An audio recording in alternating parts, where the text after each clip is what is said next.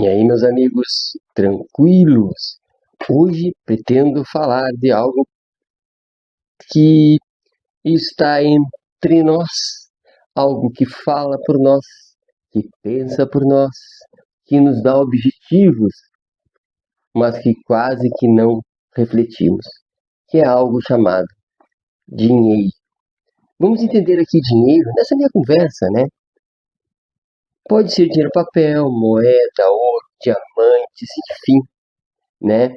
Grandes empresas com suas ações, dinheiro, vamos imaginar para a nossa conversa tudo aquilo que podemos trocar, né?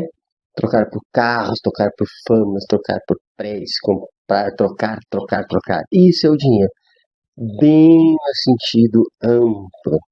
E eu queria apenas refletir sobre ele sem nenhum julgamento moral. Vamos tentar falar dele limpo, tranquilos. Veja bem, o que é isso, o dinheiro?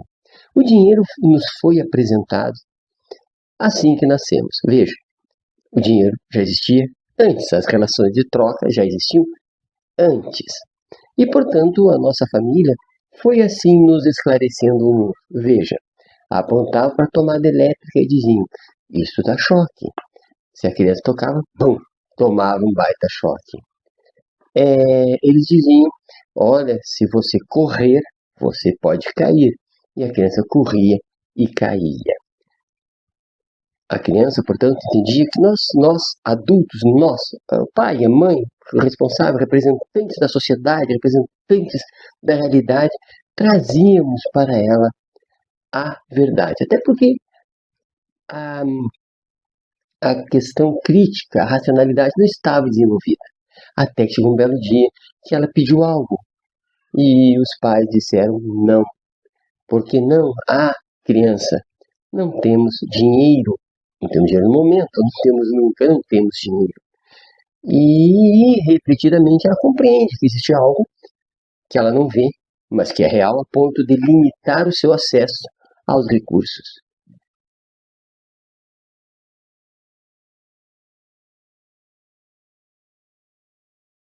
Nós explicamos para o bebê, né, para a criancinha, que nós temos todos os dias, trabalhamos 8 horas por dia, se não mais, chegamos cansados, para que possamos ter, no final do mês, dinheiro.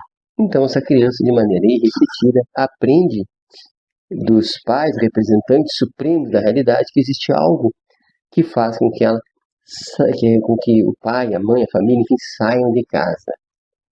Mas não só isso, ela percebe que há sanções interessantes. Vejam, se ela no mercado se joga no chão porque ela quer um brinquedo, porque ela quer um chocolate, porque ela quer alguma coisa, um doce, que a família não tem acesso, e a família diz não, e ela se joga no chão, é birra. Então a sociedade autoriza esses pais, ou até critica esses pais se não fizerem, coibir esse excesso. Essa criança compreende que esta coisa chamada dinheiro que está em todos os lugares é muito real. Ela conhece a polícia, ela começa a conhecer as mais diversas formas de sanções sociais, algumas evidentes, outras nada evidentes. Né? Ela vai percebendo que ela está submetida, não ela, mas toda a sociedade, a algo que ela não sabe ainda nominar, até que chega o tempo que ela entende que é uma coisa chamada dinheiro. E ela é ensinada desde pequena a crer, né? Estude muito para que no futuro tenha melhor salário. Estude muito, senão você fica igual aquele ali, né? E aponta aquela pessoa humilde, percebe que é colocado para ela uma verdade transcendente, né? Daqui a pouco eu vou falar que ela também é imanente, mas transcendente, porque está acima, está fora, é uma coisa quase que divina, né? E de certa forma é divina, porque assim como nós cremos em Deus, ou em deuses, ou, né, cada crença, né, tem a sua fé, os países, de maneira geral, né, eles colocam como uma entidade divina essa coisa chamada dinheiro que exige tanto de nós, tanto esforço, tanta rotina, tanta disciplina.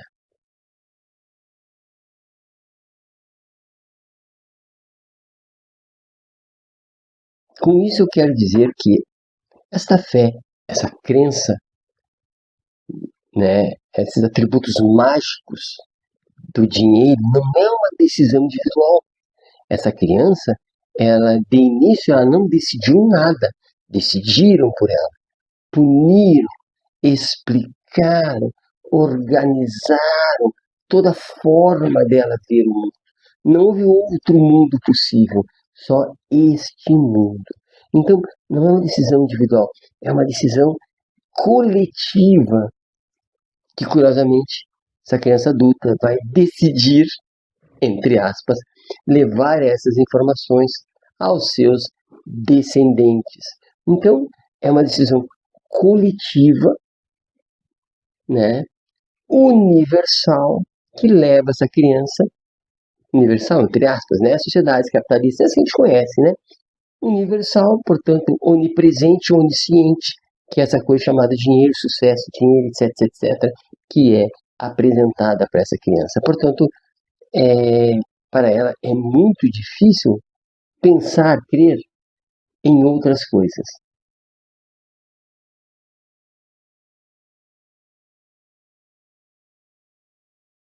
O dinheiro, é curioso, ele está acima da moral, porque como ele está em todos os lugares, é onisciente e onipresente, é ele que organiza a nossa vida. Vejam, determinadas religiões nos dizem que o sucesso material é reflexo do sucesso espiritual. Se isso tudo vem com Deus, né, com as questões espirituais todas, eu terei normalmente sucesso. Para aquelas pessoas que são pobres, bom, algum pecado ela cometeu, alguma coisa aconteceu, alguém espiritual que ela desagradou. A moral, o dinheiro é acima da moral. No sentido de que as mais diversas igrejas cobram o seu dízimo ou similares para se autossustentarem. Portanto, elas não podem prescindir disso e, portanto, elas não podem fazer críticas muito além dos limites dessa moralidade dinheirística, vamos chamar assim. É uma moralidade fictícia, mas real. Fictícia, porque é uma invenção, mas real, porque as consequências são imediatas. Se eu colidir com a moralidade dinheirística, eu vou ter consequências, né, imediatas.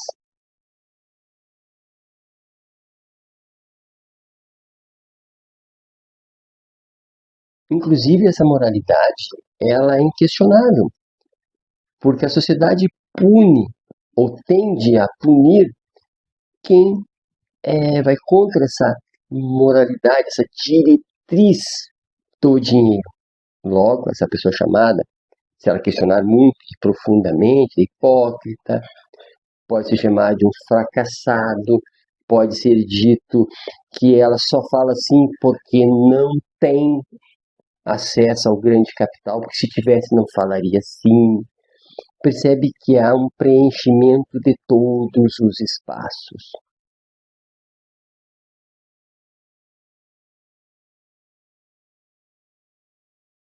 Essa relação entre as pessoas mediadas pelo dinheiro universal tem algumas características que também são morais, também éticas, que são as relações humanas se transformam em contratos, né? Pode ser o contrato civil, casamento, pode ser contrato civil, sabe quando é que tem certidão de nascimento e, portanto, vincula os pais aos filhos, pode ser uma relação humana vinculada pelo trabalho.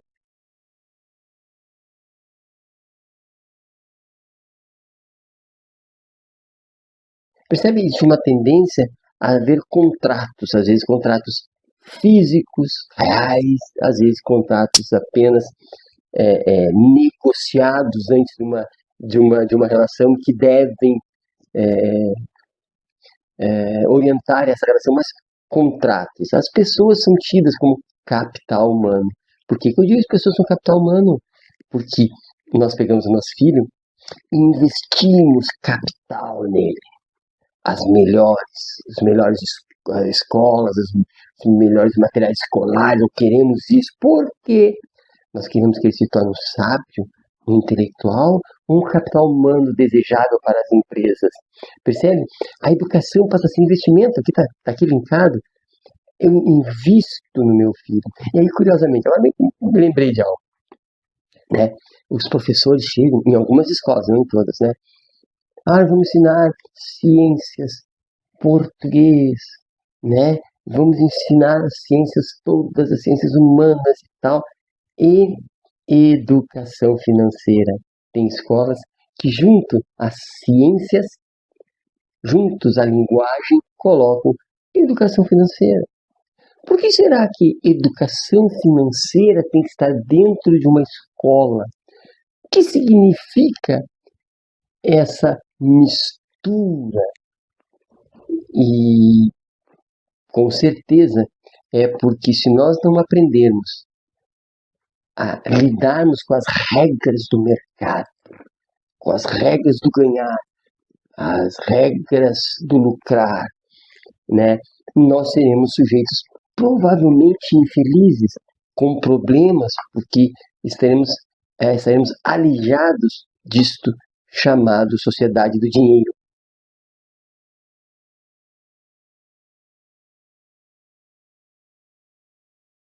E alijados, nós vamos sofrer muito, e ninguém quer que seus filhos sofram. Veja que eu não fiz julgamento até agora nenhum. Julgamento dizendo se isso é bom, se isso é ruim. Estou dizendo que as coisas são o que são.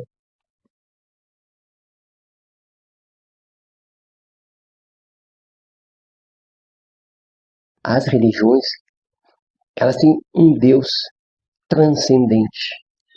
E esse Deus transcendente, nós devemos amor, fidelidade, fé, que devemos nos orientar essa vida para ganhar uma vida futura, espiritual, muito melhor. Ele é transcendente, mas curiosamente, nós temos um outro Deus, de maneira imanente.